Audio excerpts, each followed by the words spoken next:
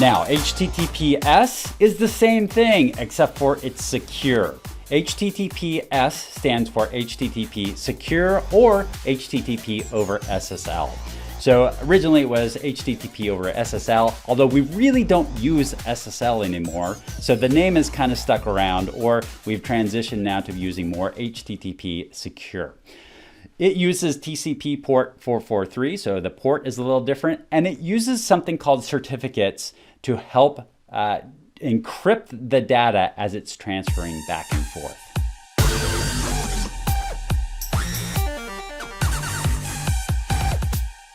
So as we see, there's a lot of trend moving away from HTTP and more towards HTTPS. But why is that the case? There's a lot of information out there, and besides, if I have a public website, why do I necessarily need it secure?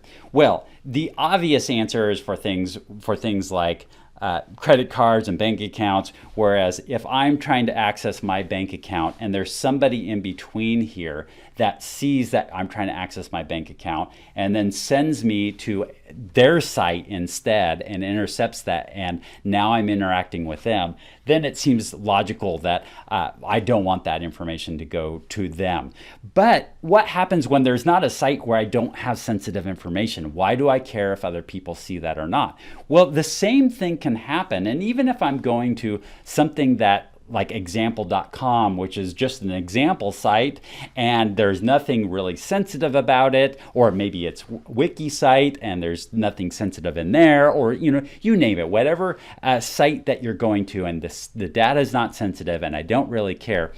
This can still be intercepted, and somebody can still present it as if it's the site you're trying to get to, and still put in their forms to gather information. And the user that's on this computer right here may not realize, may be trusting the site, and may not realize that I'm being sent to another site, and I'm sitting here navigating this other site, and it asks me for some sort of sensitive information, and I trust the site.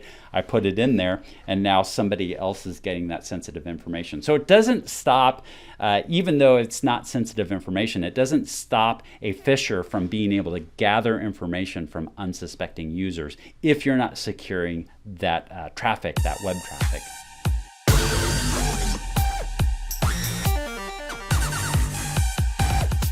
So then how does it secure this? Well, it's pretty actually awesome technology, pretty amazing. You have both public and private certificates. A private certificate is something that I hold on to and I don't let anybody else see or have.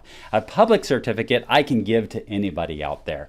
And what I can do is I can encrypt with one of these, and then it can be decrypted with the other. So for instance, if I want to verify who I am, I've got this private certificate that no one can see, and I can encrypt some sort of data and send it to you. And if you have the public certificate and you decrypt it, you know that it came from the other private key. You know that it was encoded by the person who has that private key.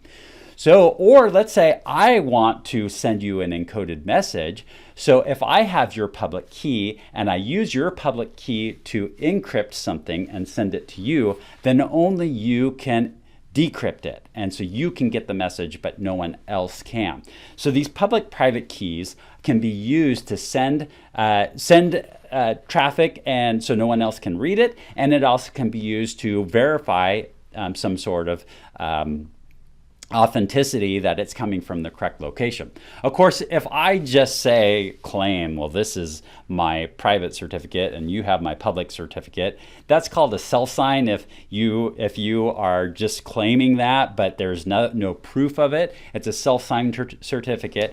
And so if I go to a web page that has a self-signed certificate, then what happens is there's a little error that comes up on your screen and says this site isn't secure. So even though the traffic is actually getting encrypted as it's going back and forth, the other person on the other side hasn't proven who they are. And so to prove who they are, we have something called a certificate authority. And you can set your web pages up so that way when traffic gets to your web server, this user can actually check with a certificate of authority and verify that you are in fact who you say you are. And so there's a level of security that's involved with that. And to get these certificates and work with the certificate authorities, there's a level of proof that you have to go through to say that you in fact own a certain domain. It's all based off of the domain name. So that is how certificates work. That's just a real brief overview. We can get more in depth into it at another time, but it's pretty cool stuff. And once again, HTTPS uses these different certificates as a level of encryption and a level to send secure data back and forth. Hope you're enjoying the videos. If you like them, could you hit that like button?